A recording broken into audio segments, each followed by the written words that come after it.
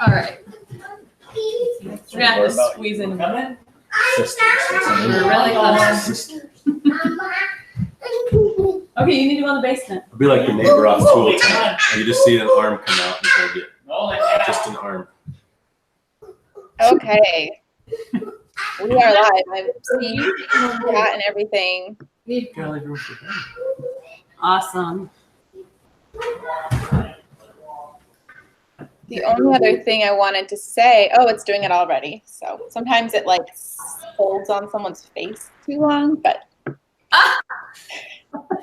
Hopefully not mine. Yeah, I posted the link for this one in the other one to try to send people over.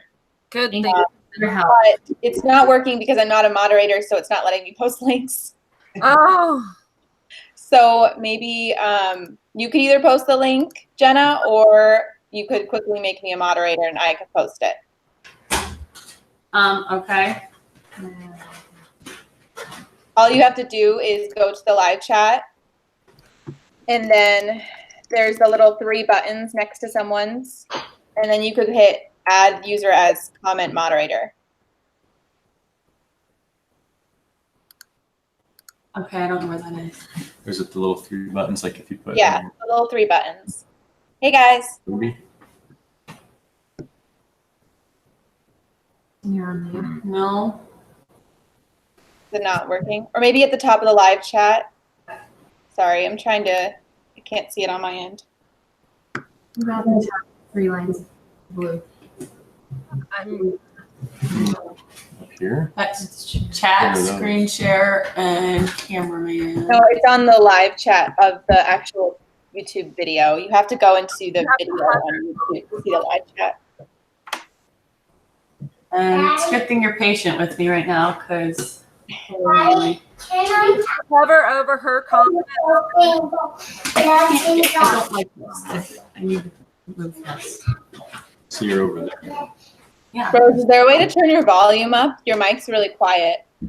I got it turned sideways. That might be. Oh, that's better. Is that better? Yeah, that's way better. That cord always gets pulled and it like spins on the cord. And operate the mouse. Okay, people are coming over. Avery started Homestead and Johnson Family Farmstead. Use your mouse. It doesn't. They're both 2 wild onions, prior homestead. We're getting people in. Yeah. Jenna, can you see it? The live chat? No. You have to open up YouTube separately. It's not going to show up on Google Hangouts. So you just have to open up YouTube and click your video, and then Go on here. it will be there. I know tech is crazy, Broussard. Especially when you're not used to it. And I think the Google Hangouts does add a whole nother element. I don't think I could do it. Yeah, I think I'm a little bit more. I think Chris and I are a little bit more tech aware. Yeah, you millennials. I saw you on Instagram, Jen, where you a little bit more tech aware. Yeah, you millennials. Just turn off the volume of the YouTube video. I'm going to turn the volume off the YouTube video. Turn off the volume of the YouTube video. Just hit mute on. There you go. There you go. Okay, now. We're patient with us. Okay. We're homesteaders that had to like leave our house to do this because our internet's so bad. So Okay, so we're good now, right? I think we're good. Okay, yay. People are coming on. Yeah, we have like 7 or 8 people on. So, hey, Heritage Farm Texas just joined us. Excellent. let's talk about goats. All right. So we're supposed to be getting baby goats in a few weeks, and we're going to meet them next weekend. And we wanted your advice on what we need to, how we prepare for them, and what we need to know. And so we thought we would reach out and have you guys teach us what you know. How exciting. How many are you getting? Well, if we have our way, it'll just be 2 to start with so we can learn something. That's a good way to I say think we're going to get there and my kids are going to want all of them. So. I started with just 2, and it was really nice to get adjusted. And then a year later, forget it, I had a herd of 30. Yeah, and we started with 3. So, and we have 4 now. They're like chicken math.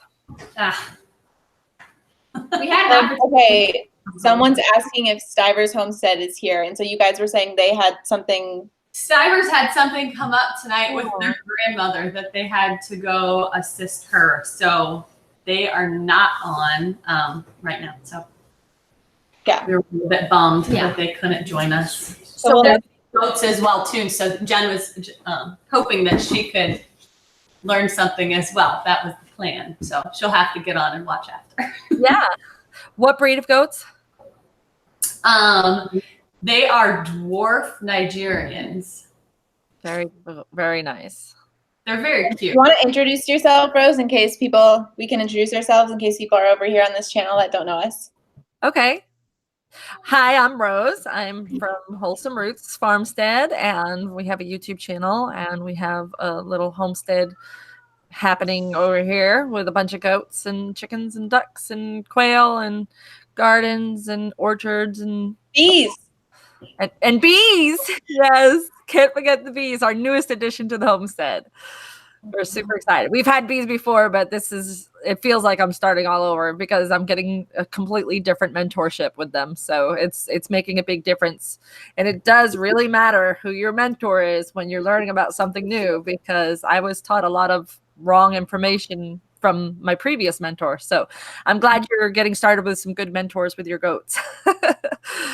Yeah, I wouldn't call myself a goat mentor whatsoever, but I'm in the middle, amateur goat owner. So I can be like the middle step between you guys and Rose.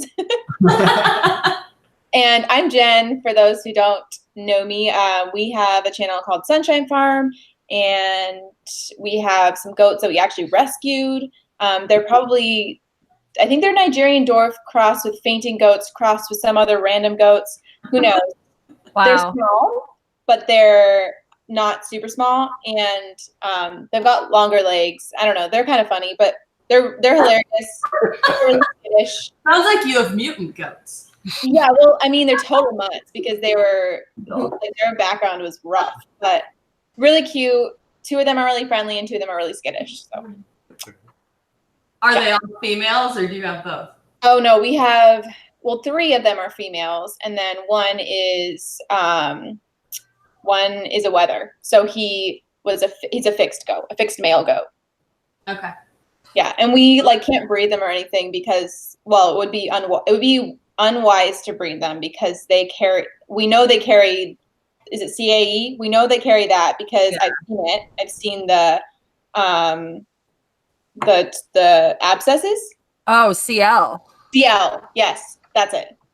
They definitely carry that. And they're rescues. They're total rescues. So if a CL boil or pustule or whatever you want to call it ruptures on your property, you're going to have CL for life.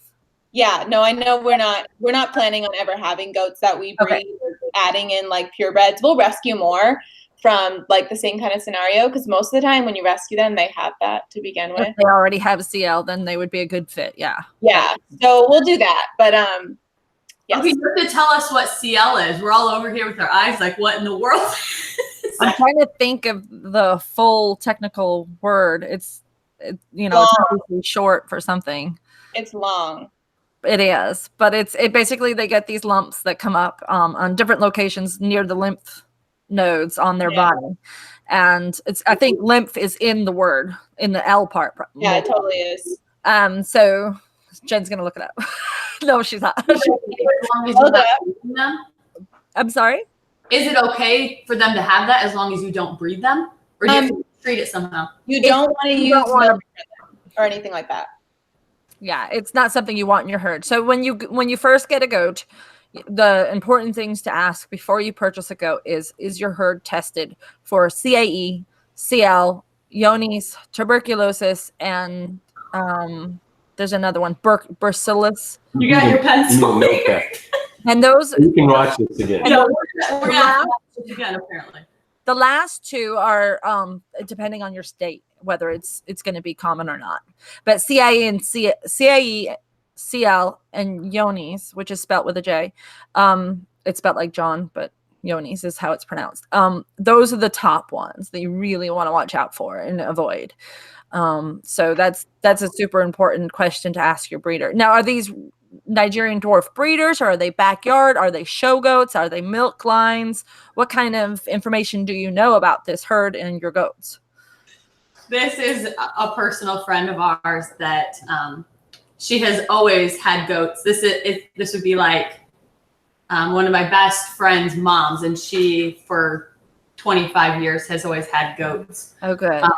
They used to Yeah. show them. Yeah, so like their kids grew up showing them, and Then more than likely, if they were showing, they've been tested for all of those, more than likely. But just find out if their parents have it, and that usually will be the safest bet for a new baby. How old are they? they are 5 weeks old, I think. They're very sweet. Are they bottle fed or dam? They're bottle fed. They lived in their house for the first couple of weeks, and then we moved them outside, and so they're doing really well. So. They're going to be super, super friendly. And what age are you getting them at? How old will they be? A little bit's going to determine on our facilities at our place. How fast we get things ready. How fast the weather turns for us to construct just something to weather them in to keep them safe. We have some small fencing and stuff set up, but I don't feel comfortable bringing them in at such a young age. And they're more than willing to keep them. It's just going to cost us more money to get them, they're very reasonable. So by comparison to what we've seen, so it's worth it for us. Paying a little bit more to keep them safe. Keep them safe so that they're a little stronger. And this is just, like I said, we're newbies to this, so I'm thinking that's a good route to go since we don't have things set up yet. Yeah, definitely. Sounds like you're being really smart about it, actually. Totally. So fencing for goats. What are your plans? What do you plan on using? Right now, I have, and I don't remember the brand name, but it is the temporary electric fence, solar powered. I believe it is I think it's the 80 amp. So it's not the one just for the chickens. It's made for small livestock. They said it's not set up for cattle. It's not big enough for the cattle, they said, but they said it should work for pigs and goats. How is it? The one thing about Nigerian dwarf is they are very good at jumping. Mm-hmm. So the height is very important. I have a 48-inch electric net fence, and it's made for goats from Premier One. And we have one goat in our herd that's a cute little tiny mix. She's 3/4 Nigerian dwarf and 1/4 Alpine. She is the only goat in our entire herd that will just jump the fence to go eat grass on the other side whenever she wants to. And it's 48 inches. She jumps it with no problem. Yeah. They're able to jump much better. I've also on Instagram, and she has 2 Nigerian dwarfs, and they had a 4-foot fence. And this goat keeps escaping the 4-foot fence, just jumping straight over it. And so then they added another foot, and it started jumping over that. Yeah, so Nigerian dwarf can jump much higher. Fly. Awesome. Yes. Well, this is a 4-foot fence. I do know that. But You might be fine. time will tell. I can't really clip wings, so it's like chickens. I know how to stop that. I can clip its wings if it's really a problem, but birds are going to be a learning experience. Well, the one thing I can say to help avoid that situation is that my Luna, she'll only do it when we haven't moved the paddock recently. So as long as she has green in her zone, she'll stay in her zone. But if she sees green on the other side of the fence, she's like, peace out. I'm going to go nibble. I've always heard, and is this true with the goats, that they actually prefer more of like brushy, woody material versus grass? Absolutely. Absolutely. They prefer trees and vines and shrubs much more than they do grass. Was that? They love pine. Oh, they do love pine. Pine is really good for them. It's really high in vitamin C, and it helps as a slight parasite prevention. Ours will, if the snow has come down really heavy and the branches are weighed down by the snow, they get so excited to all stand on their back legs, like getting as high up as they can to get to the pine needles that are falling. It's so funny. And they will eat the bark off the pine too. Mine have. So basically, I need to fence in my blue spruce trees that I want to keep. If you want to keep them, you better fence them in well. If they get out, go after them. So the grapevines and stuff like that. I'm hoping that maybe they'll go more towards that, but that's a good note to think about. Is maybe fencing in the spruce trees until we can get more permanent fencing.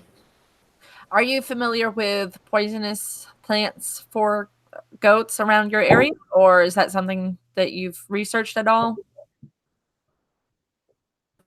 There was a few I've heard about. I haven't really researched it enough because at this stage in the game, I was mainly going to be fencing them in pasture ground that really isn't going to be up against because from what I was reading, at least, it seems like a lot of the poisonous stuff is going to be more along the wooded areas. Yeah, most of the time. It's the big ones you want to watch out for that some people do have planted in their landscape. So I always try to caution people about is rhododendron and azalea. They're very toxic to goats. Also, bracken fern is one that a lot of people have in their woods around their property. So it's one that you want to watch out for. Most of the ferns are edible, but the bracken fern is not. It's toxic. And then wild cherry. So if wild cherry has a limb that falls off or leaves that fall off and they become wilted, as they wilt, they produce cyanide. So any livestock needs to stay far away from any cherry trees during a storm, especially. Wow, interesting. Brenda said, so we have work to do. Well, I do have some wild cherries. Write down notes. I have some wild cherries that are actually around our paddock area, and it scares me so much. But there's been times when they got out and they ate it, and I was like, oh my gosh, my babies. And when they ate it fresh, it did not harm them at all. It's when it wilts that it starts to produce the cyanide. So it's mostly when storms have brought down the branches that you have to watch out. Or if you're trimming up stuff and you throwing it to the goats, make sure you do not throw them cherry. Mm-hmm. Well, that's good to know. Someone asked, is nettle poisonous to them? No, it's good. It's one of the herbs we use for immune boosting. And no ponderosa pine. Thank you, Christine Ives Brooks. I always forget about the ponderosa pine as we don't have it here in Georgia or anywhere on the East Coast, I don't think. Where are you guys located again? We're in Ohio. Northern Ohio. Okay, so I'm not sure where ponderosa pine grows. I was thinking it was more of a Northwest thing, but I'm not 100% sure. It's totally like Northern California and stuff, yeah. Okay. Yeah, I don't know of any ponderosa pine here. Yeah, ponderosa pine will cause miscarriage in pregnant goats for sure. So what are you guys planning on doing with your goats? It's a good question. Petting them. Milking them. Are you There's great debate over if we want to go milk them, but we call ourselves the hesitant homesteaders for a reason. I think it's really smart. I think just getting them as pets and getting to know them and figuring out if they're the right fit for you is way better than starting out with a milk goat and not knowing what's happening. Get to learn how their health and parasite control, learn what it takes to trim their hooves, as Christine mentioned. A good pair of hoof trimmers. I recommend the ones that Jeffers Supply sells with the orange handle. Jeffers Supply. I want to find those. What are they called? They're like $32 or something, but they're worth it. I've bought That's not bad. Jeffers Supply is the company that sells a lot of different things. The other stuff that I get from Jeffers that I don't find anywhere else is I'm trying to think of the word. The tetanus antitoxin and the CD antitoxin.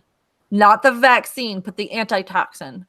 We choose not to vaccinate just for personal beliefs and evidence-based research of our own. I highly recommend you look into your own vaccination schedules and how you want to do it yourself. But because we don't vaccinate, we do keep the antitoxin on hand at all times. And actually, it's recommended even if you do vaccinate that you have them on hand, because even if you vaccinate, they can still get tetanus and C or colostrum, CD, the other stuff. The big words that I don't pronounce that well when I'm live on YouTube. Rose, do you pull this up to see if it's the right one. What's that? I'm going to show you my screen to see if this is the right trimmer. She's that like it? About that. Yes. Okay. I so love it's them. called Sabotin hoof trimmer from jefferspet.com. Cool. Jeffers Pet Supply has a lot of great products, but the things that you don't find anywhere else are those trimmers and the antitoxins for tetanus and CD. Most people give CDT vaccine, but we choose not to. I have a question for you, Rose. Sure. So we know our goats have CL. We've seen it. We've seen the pustules burst, and it's gross. But we know it, right? And we have a small goat pen, and we're planning on that's where they are now, and we're planning on rotating the goats throughout our pastures to get them to graze. But they haven't been in them yet, so they've only been in this goat pen. So they've only ever had and it's small. They've only ever had those things burst in the goat pen. So if we're really careful about only letting them outside of that space when we know there's no abscesses or pustules, would we potentially be good to have goats in the future in another space of our property? That is so hard to determine. Because it lives in the soil. Once the pustule gets into the soil, it lives in the soil forever. Mm-hmm. So I don't know how. I don't think it spreads necessarily. So if we never use that goat pen and we use it for pigs or something instead, or whatever, we just basically have to be really, really careful that we don't let them on other parts of our property. Well, I don't know how I forget the word, but transmittable to other species. I know that it's one that you're not supposed to touch as humans, that it can transmit to humans. Yeah, we're really careful. So if that's the case, there's a good possibility it might transmit to other livestock, but I'm not 100% sure. I would have to research that. Okay. My brain doesn't know the answer right this minute. That's okay. I have brain issues right now, so if I seem that's a complicated question. If I seem like I can't remember words and information, it's Hashimoto's. So we'll just blame it on the Hashis. Where did you learn everything about goats, Rose? Well, I grew up with goats, so I learned a little bit as a child, mostly just that I loved them because I was a kid and I wasn't interested in learning. And then I've had goats at pretty much every location I've lived since then, not as personal goats of my own, but as other people's goats that I either was involved with taking care of, like when I worked at a public garden for 6 years that had goats, and I was always the person that they didn't have an actual animal husbandry person on the grounds. So they were always like, Rose, we have a situation, you know a lot, so come here. And so I learned a lot that way, but all through this time of being a grown-up, I knew I wanted goats. Like I've always wanted them. So I always researched a lot, but I joined just about every Facebook group there is on goats and learned a lot from reading the comments, and reading all of the awful things that can happen is scary to a new person, but it's also very educational because these are the things that could happen. It's not that they're going to happen. It's the rare instances that you see this symptom come up and you're like, what does that mean? I I am lucky that in a lot of instances, I know what that means because I've read through so many of the issues. I've read a billion books. I've done a lot of research. And then the last 2 years, well, not this year, but the 2 years before this year, I took a journeyman farmer certification course where I went through small ruminant classes, and it was through UGA, Georgia Organics, and University of Florida, and they all participated in this program where I had to learn everything about sheep and goats, and it was really educational. I learned a lot, and that's where I learned how to do famacha and everything like that. And so it was very worthwhile experience. And part of that was I then had to do a mentorship where we had to fulfill so many hours. I can't remember of I had to mentor with another goat person, and she came here to my farm because I already had goats. So it was hands-on with my goats, learning anything that I wasn't taught in the class or needed to be shown hands-on. I was able to learn that with my mentor. You're the right person to ask then. Right. Thank you. I had something that I thought of and I forgot. Hold on. Eating and thinking is hard. So what do you feed then in the winter besides hay? Kind of. You were breaking up. Did anybody else hear that? Oh, No, just what are you feeding them in the winter months? It's not as cold, but up here it gets, there's not much to go on. So a goat needs 5% of their body weight in hay per day. So they eat a lot of hay. It's a lot of hay. And I do like the alfalfa for dairy goats especially, but all goats feed has to be a proper ratio of calcium to phosphorus. So your calcium has to be a 2 and your phosphorus has to be a 1.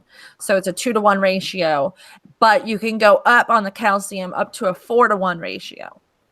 So you can have more calcium, but if you end up with more phosphorus, then the balance of the feed is going to be off, and you're going to have other problems that can occur, especially with males. It's very important that you follow that with males, especially because they'll develop urinary calculi, which blocks their passage and requires immediate surgery or death. So it's scary with goats. So when people say not to feed male goats alfalfa, I kind of chuckle and say, and it's weird because there's a huge misconception that alfalfa causes urinary calculi, but it's actually the opposite. It prevents it. So it's kind of strange that so many people, and like big goat herds will say that, and it's scientifically proven that it's not the case. So staying up to date on the current research is one of the things that the universities are really, really good at. So if you're going to get your information somewhere, university-based information is going to be your best bet because they do stay on top of the most current research. Yeah, Ohio State probably has a lot, right? They do. Yeah. They have a pretty big agriculture department there, actually. Yeah, like we use Cornell a lot for information on like research for agriculture, but yeah, and we feed second cutting orchard mix because that's what's growing in our area, and that's they seem to be really good on that. But we also feed supplement with like a very small amount of grain daily. Like it's a dairy goat grain from a small feed mill. What was that, Rose? We do grain too. Yeah, I was going to mention that, but the hay is the most important part of their diet. And if you choose to do grain, you can. If your goat is pregnant or in milk, then you would want to add in the grain, in my humble opinion. They need that extra nutrition at those stages of life. When an animal is growing, if they're less than a year old, I tend to put them on a little bit more grain. close to the same as lactating goats, but a lot of people can do it without grain. They have a lot of forage and good quality hay. They tend to keep, but really the main key is looking at your body condition on your goat. If the body condition score stays at a nice level where they're nice and plump and healthy looking, and their coat is shiny, their eyes look good, then you know they're getting the right nutritional level. And if you see them starting to show more bony, I mean, dairy goats tend to be a little bonier anyway, so it's kind of hard to tell sometimes. But if their body condition, their hips are poking out more, that's when you know that they need a little bit more supplement in their feed. But we use alfalfa, and we use non-GMO all stock. Now, most people use a goat grain is recommended more so than all stock because all stock doesn't have all the other things that goats need, and that's why we add in the alfalfa pellets, oats, and sunflower seeds. Not a lot of sunflower seeds, just a small amount. I saw Chris that there's a great book called Holistic Goat Care on Amazon. You might have to check that out. We our vet helped us kind of when we first got our goats check their weight by feeling around their spine, and so that Rose probably you look like you're struggling over there, Rose. But my light fell because I was trying to get this book out. This one's another good one too. The Holistic Goat Care. I mean, the Natural Goat Care book from Pat Colby. That's another really great one. Yeah. So what I was saying is like around their spine, you can feel how much like fat is in that area, and that can give you an idea of whether they're underweight, overweight, or just right.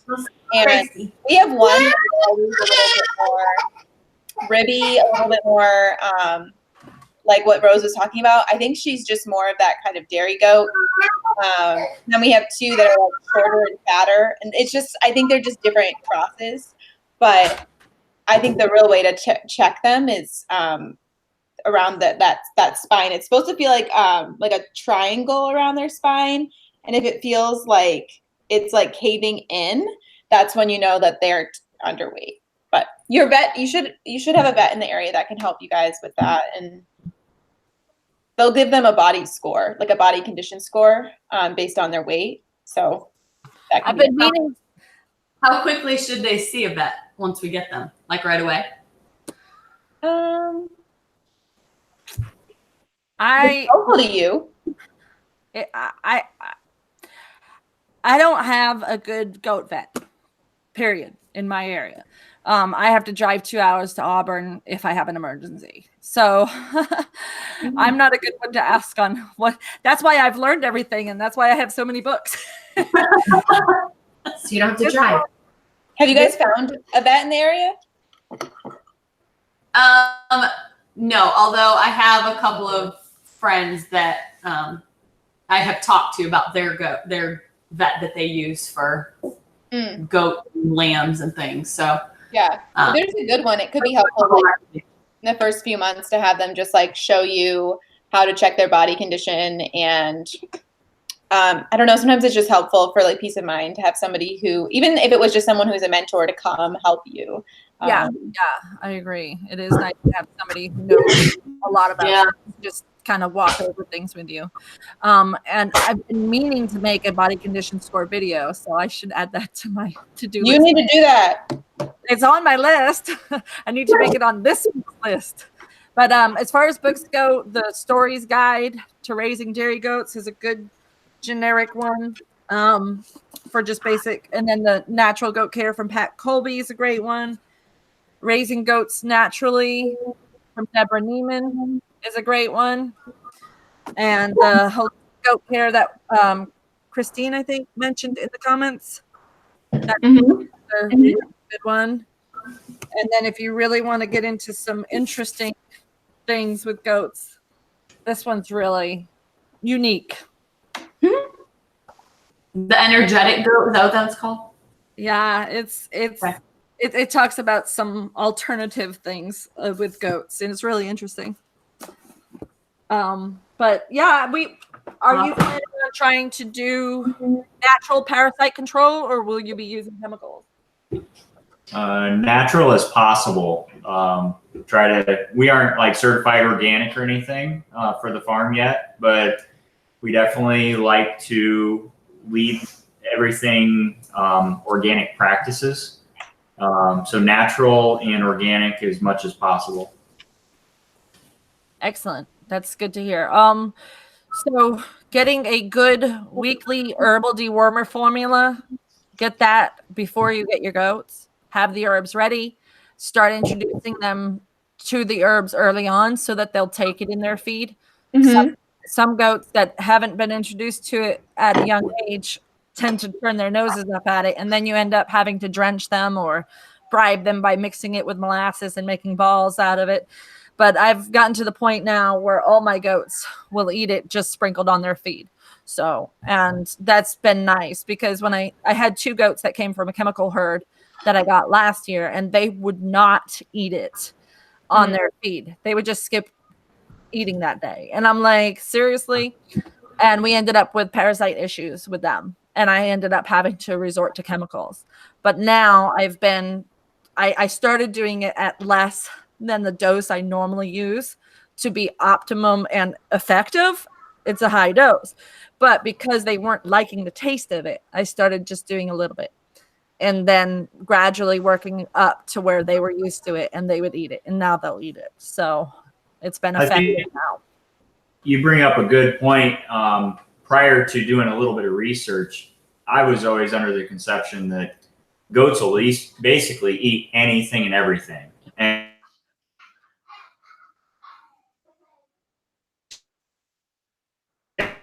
they're very picky eaters. They can be very picky. You're breaking up. Yeah, it's breaking up on your guys' end a little bit. But Good internet option. Dang it. Yeah. There you are. Now you're back. yeah, We have to be at like Panera Bread for the next one. people always think that. They always think that goats eat anything, and they'll like be like, "Oh, you have goats? Don't they eat everything?" And I'm like, "No, they're actually really picky. Very picky. Very picky. Like if their hay has been like sitting out too long or something for like an extra hour, you have to give them fresh hay because they're Exactly. Yeah. Very picky. They're funny though. I love like their personalities is like nothing like the strongest personalities I would say of any of the animals we have here are the goats. Yeah, I agree completely. They're like dogs. In fact, I was just quoted in the Goat Journal magazine as saying something similar to that, of how they have the personality of a dog. You know, they really do. They're funny and they're very particular about their people too. Like we have one that just loves Chris, and she likes me, but she like loves Chris, and it's because I mean he spends most time with her, and you know we had her since she was a baby, so. But yeah, we love them. He loves her too. I think she knows that. He's loud. So they're so loud. Rose, are your goats loud? Oh yeah, I got Nubians. They're loud. Nubians are the loudest, technically. That's funny. They're talkers. And they all have a different voice. We can tell. We can be in the house with the windows open in the summer, and we can be like, oh, Shady's in heat. I can hear her. Because when they're in heat, we know who it is because they won't stop. They won't stop. They will yell and yell and yell. They sound like they're being like hurt. Like they're so loud. Like we have this one, and it's probably when she's going into heat, which isn't very often because we don't have like a buck around. But she'll still go sometimes into heat and like scream. Like you think somebody's like hurting her. She's screaming outside. I want to do it, but I'd probably hurt people's ears if I mimic the goats. Oh, come on, do it. Give us a sample. We want to hear.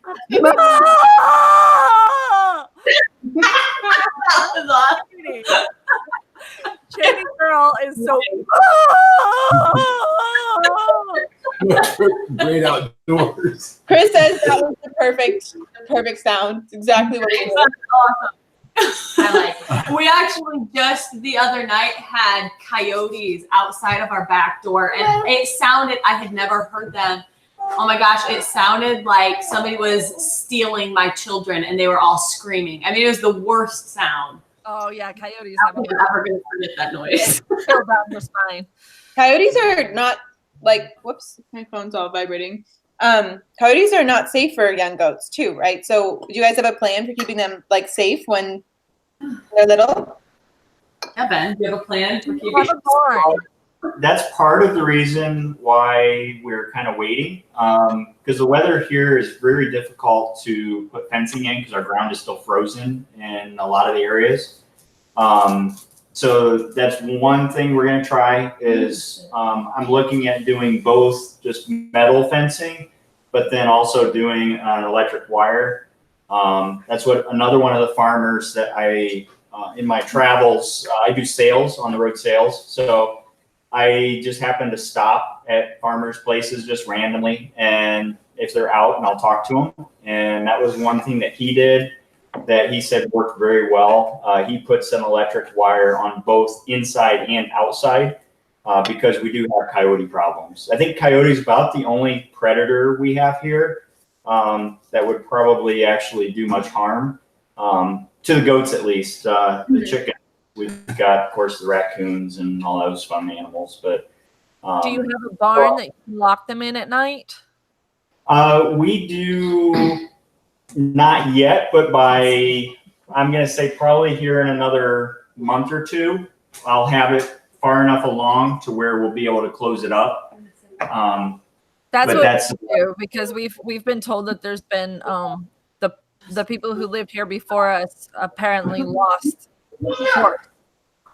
to coyotes on this property. So that scares me a lot. So we definitely lock our goats up every night. Every night. We never leave them out at night because of coyote pressure. I mean, we haven't seen or heard a whole lot of pressure, but it's happened on this property already. So and then, one of the other biggest predators to goats pretty much nationwide, besides coyote, is your neighbor's dogs. Mm-hmm. So dogs will go after coyote. Usually it's wild dogs or stray dogs that will do it, but it is not uncommon for dogs to come into your property and attack your goats. If you have neighbors that leave their dogs off the leash, and they tend to be more of a prey-driven breed, I would be very careful and always have that electric fence on. I've heard huskies are like notoriously known for that too. Really? Yeah, and I heard that we had a husky running loose on our street the other day, and I was like, that is not good. So yeah, we only have one neighbor, but there are hunters that come around that bring hunting dogs every now and then. But they're pretty well trained, though. Yeah, hunting dogs are probably one of your least worries, actually. Yeah, they're so well trained. Yeah, they don't. Yeah, which either, the one neighbor that we do have, they're a quarter mile away. The next neighbor is probably pushing 3/4 of a mile. So that's one thing we do really like about the property. But the one neighbor that's close, he is a avid hunter himself, and he is a dog trainer. So I don't worry about them. They actually, I hate to say it, but they'll actually close our dog up in our house when we're not away, because sometimes the dog that we have is an inside dog, but he does get out, and when he's out, a lot of times he tends to go visit their dogs, I believe. So so great neighbors. Yeah. They kind of help watch the homestead for us. So yeah, and I think like all of these things are good to think about, is like prepare for the like most likely things that could happen and not the least likely things that could happen, because you're never going to be able to prevent like everything under the sun. Like some things are, the animals, like you can like create a fortress, but you still could have something go wrong. So, preparing for the things that are likely to happen or could happen if you don't put things in place,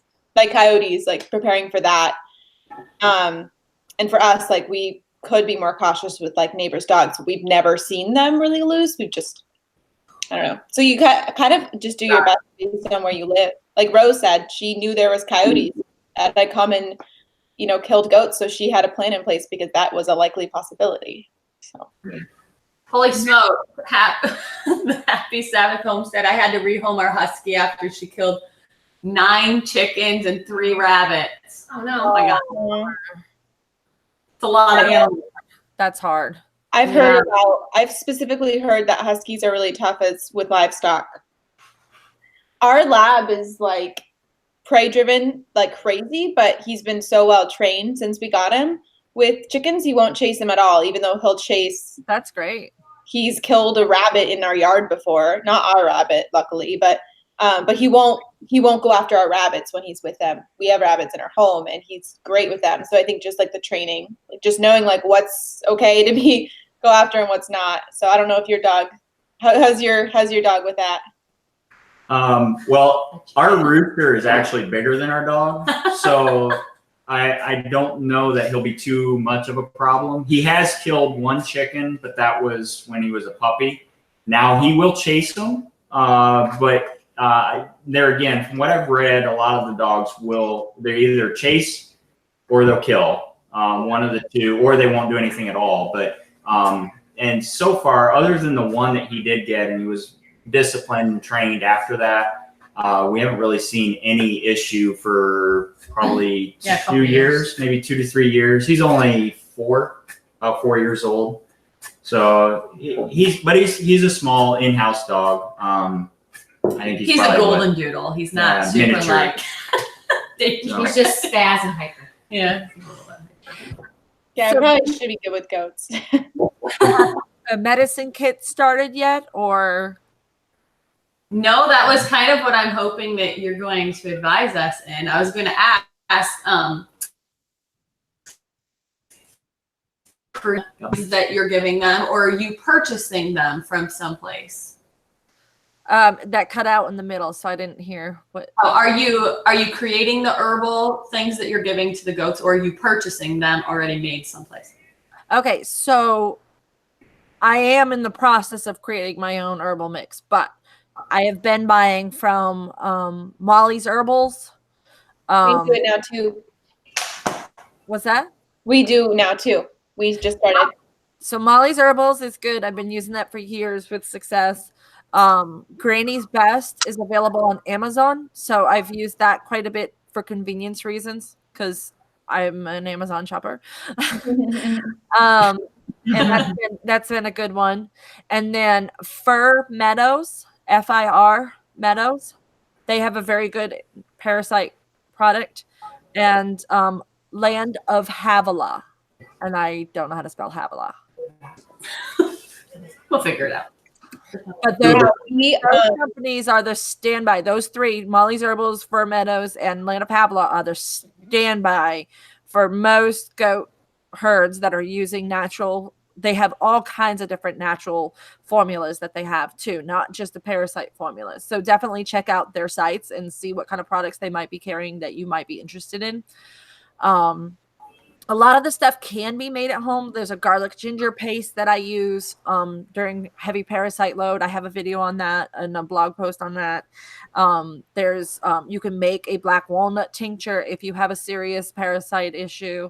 Amy Fuel, she has that in her herbal handbook that she has available. What was the other thing I was going to say? So, and then like, as far as not herbs, so essential oils. I use essential oils too. I use doTERRA. I use On Guard. I use Wild Orange. I use oregano. As far as like the top go-to ones, if I need them. I don't use them on a regular basis, but when I see somebody with a serious issue, whether it's a sick goat or a parasite goat, I'll use the herbs and where are you oils. applying the essential oils like on them? Are they ingesting it? Yeah, are they? That's why I choose doTERRA, because I don't trust off brands Right. or ingest. Yeah. So Yeah. I mean, Yeah. Young Living is a equally good company too, but I just prefer doTERRA myself personally. Rose, you had mentioned, which kind of struck a memory here. You mentioned black walnut. Now I know horses are have a problem with like walnut trees and the leaves, the nuts, sawdust, everything. Is that same for goats? Yep, it's toxic. So Okay. the reason why you have to be careful and follow a formula and a recipe with the black walnut is because it is toxic, but at the right level in the proper tincture form, it's very anti-parasitic and will clear out the parasites without making the goat sick. Yeah, because it's toxic to the parasites. Right. So Amy Fuel's the Homestead Herbal Handbook, I think is what it's called. I should go grab it and show it to you. That's a great book. She has a lot of different formulas for all different animals. But her black walnut tincture can be used for goats. She also uses it on chickens too, I think. So as far as herbs go, I go with a lot of different herbs like garlic, ginger, turmeric, vitamin C. I just use the chewable vitamin C tablets. If I have a case of a sick goat or mastitis coming up, raw garlic, cloves, excellent for treating anything like that. And then there's the standard stuff that you buy at the farm store. The vitamin B complex is going to be the number one most used thing in my toolbox. It's used if a goat seems off.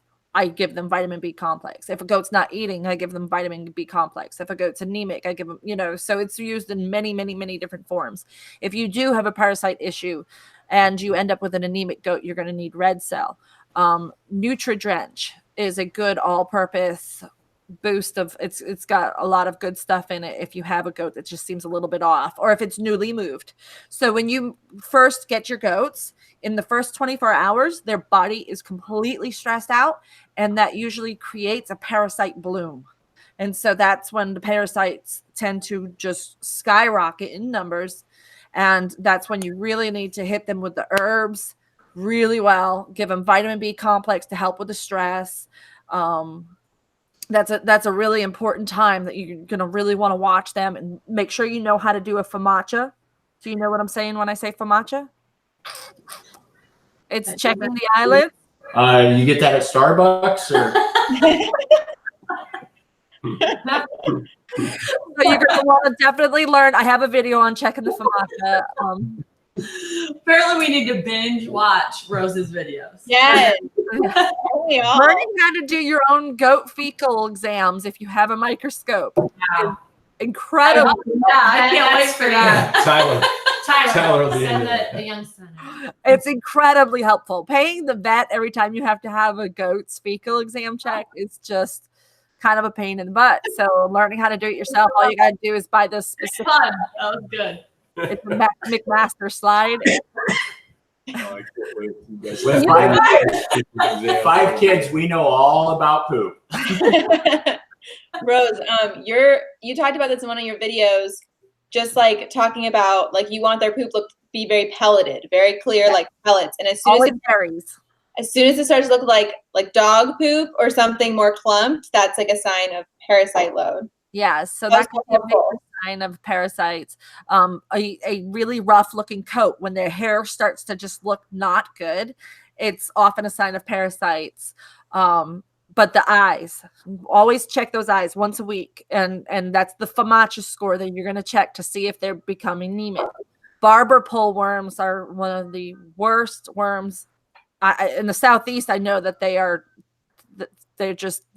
horrible, and they can multiply at very fast rate of speed in the goat system, so they can bring a goat down. That was what my one goat had that I had to end up using the chemicals with, is because she had such a huge explosion of barber pole worms that she had to be treated with chemicals. There was just no way. I treated her for 5 days with my acute herbal dosage that always cures any issue I've had before. It didn't even put a dent in it because her parasite load was so high. So definitely check the eyelids every week for the famacha score, and make sure you're doing it right. The push, pull, pop method.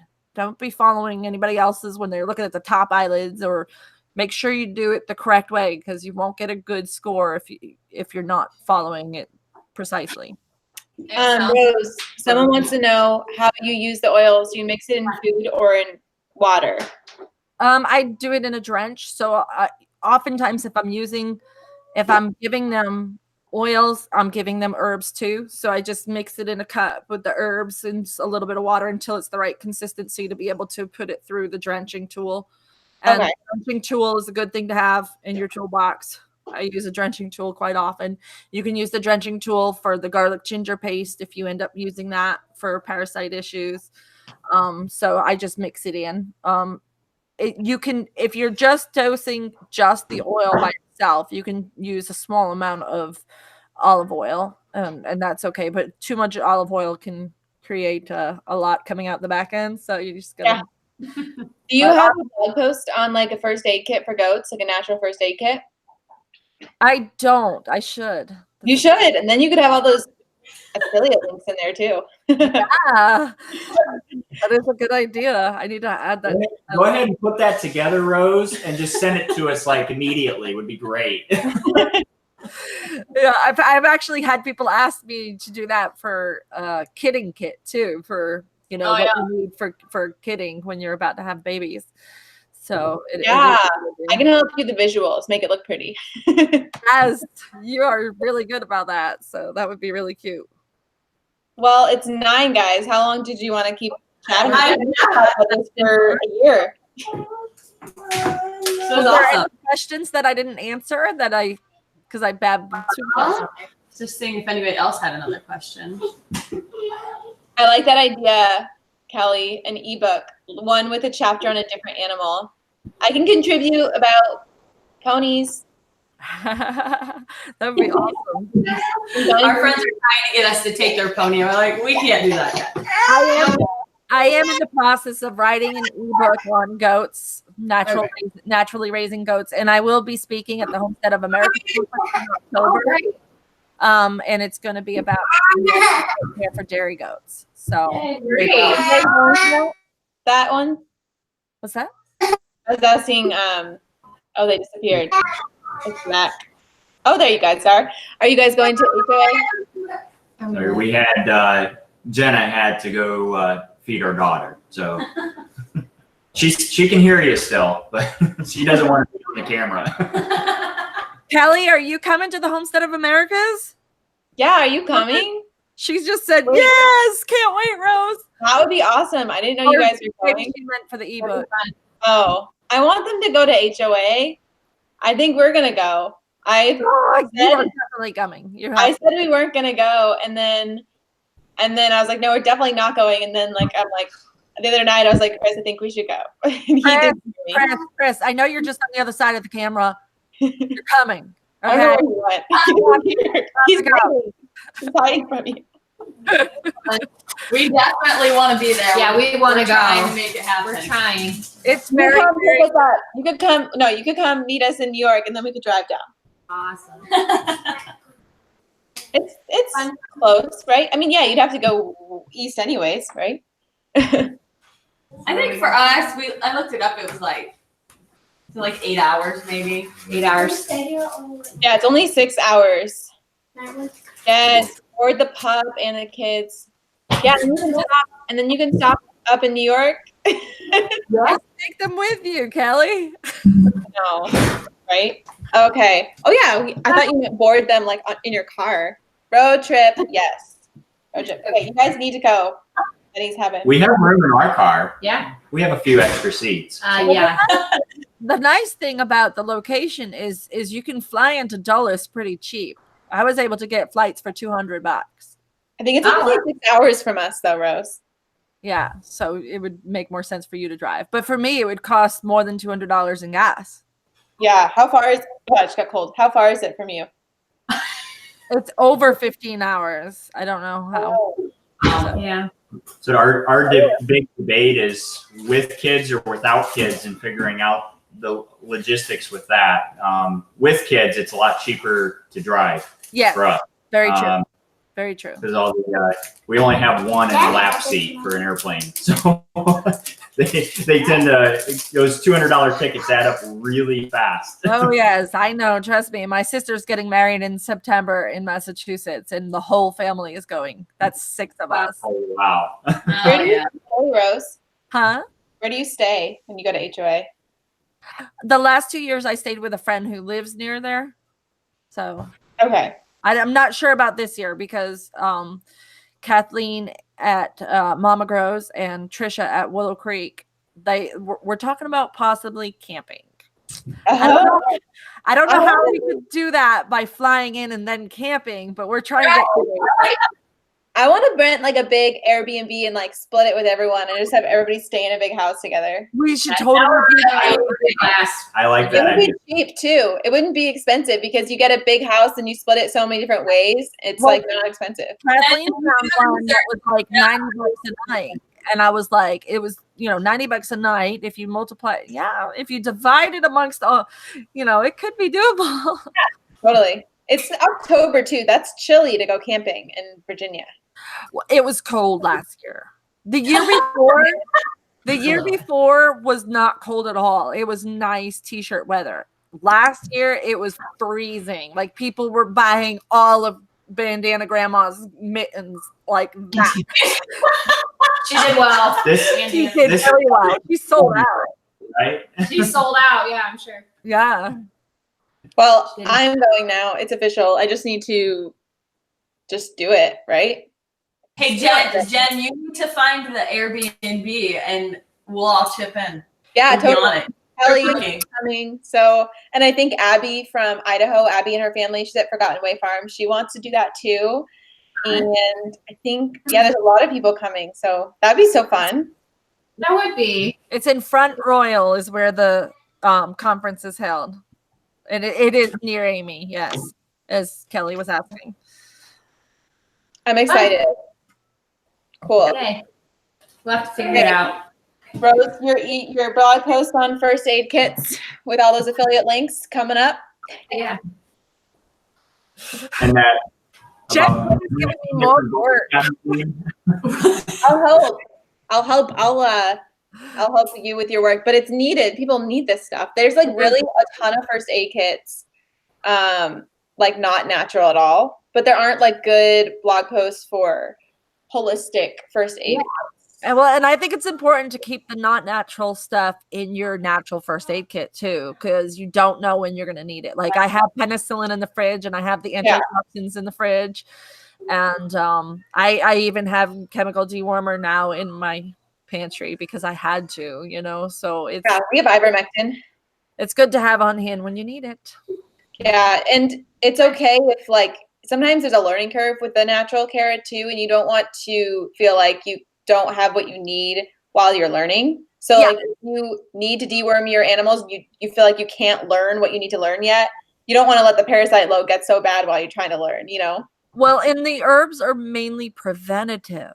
And I think people sometimes forget that. You can up the preventative levels. You can do it at triple the dose when you're trying to treat it. And then you add in the essential oils and the garlic ginger paste and you hit it like 5-6 times a day. This goat is getting drenched, that can be really stressful for somebody that's new to deal with. And a lot of times, you know what, if the goat's not pregnant, not in milk, nobody's using the milk, it might be easier just to use the chemicals that one time, but it's important that you're not using the chemicals on a regular basis. That's the thing. They're going to become used to it.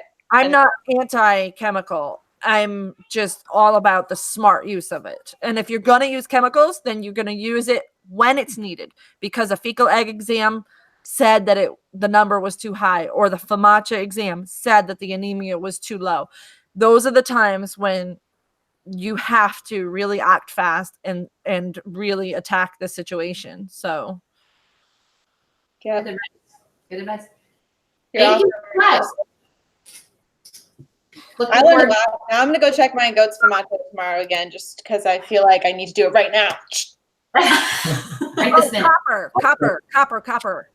Put that on your list. Copper bullets. You can get those on Amazon. That's the only place I found them for sale. Yeah, and you guys, kids, you'll get the kid dose, not the adult dose, because you got little goats. Yeah, and it's good to look up your region and what kind of minerals are in the soil where you live, because I know different regions are low in selenium and different regions are low in copper. And so like knowing what the minerals are like where you live is going to affect how much of that the goats are getting and how much you supplement. And selenium and E is a paste that you can get, along with probios is a paste you can get as well. Those two are really important to have. The selenium and E paste is usually I use it for my pregnant does and for newborn babies, but it's actually usually deficient in all areas. So it's important to add that into their diet. And I forgot to say when we were talking about feed, loose minerals. Yes. Goat minerals, specifically for goats, loose minerals. Don't give them a salt block. Goats cannot lick a salt block like a cow can. They have a different texture tongue. So they need to have loose minerals, and the minerals should be high in copper and selenium. Mm-hmm. And you can like get one of those little, like there's little feeders you can get that attach to whatever shelter they're in. And so you can just have loose minerals in a little like dish in that space, and it's always available. Because if you put it not in a shelter, it's just gonna get wet, and then they don't like it anymore. They won't touch it if it's wet. So you want it to be dry in a space where it stays dry if possible. Yeah. And they really go after that stuff sometimes. It's amazing. Ryan has to refill their bowl almost every evening. They know when they need it. Yeah, definitely. Okay, guys. Well, I should probably head out. I know. We little people put in bed too. I've got my full page plus of notes here to Wow. 17 books to read, but I'm excited. Half of Amazon stock. Chuck and I are going to help them with their goats. So. And Rose, We're do you not have gonna- this in your Amazon storefront, some of these things? Oh, yeah. My Amazon storefront has a huge page of goats supplies. Yeah, so if you guys, if you're trying to find things she referenced and you go just search Wholesome Roots Amazon, it will come up and it's all there. Yeah. Awesome. Cool. Thank you so much. Thanks for I look helping forward us. to your book, Rose. Thank you Thank for you having all. Bye, guys. Nice. I'm glad the tech worked out. We figured this out. It was fun. Wow. Oh, goodness.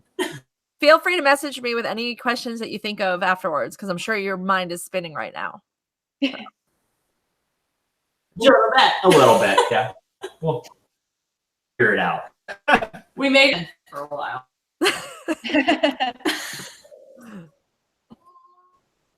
All right. Well, have a good night. Thank you. You too.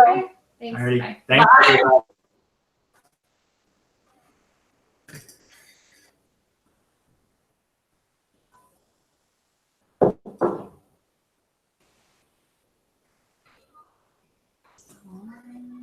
Yeah. Go over to the thing. Stop. On the other screen.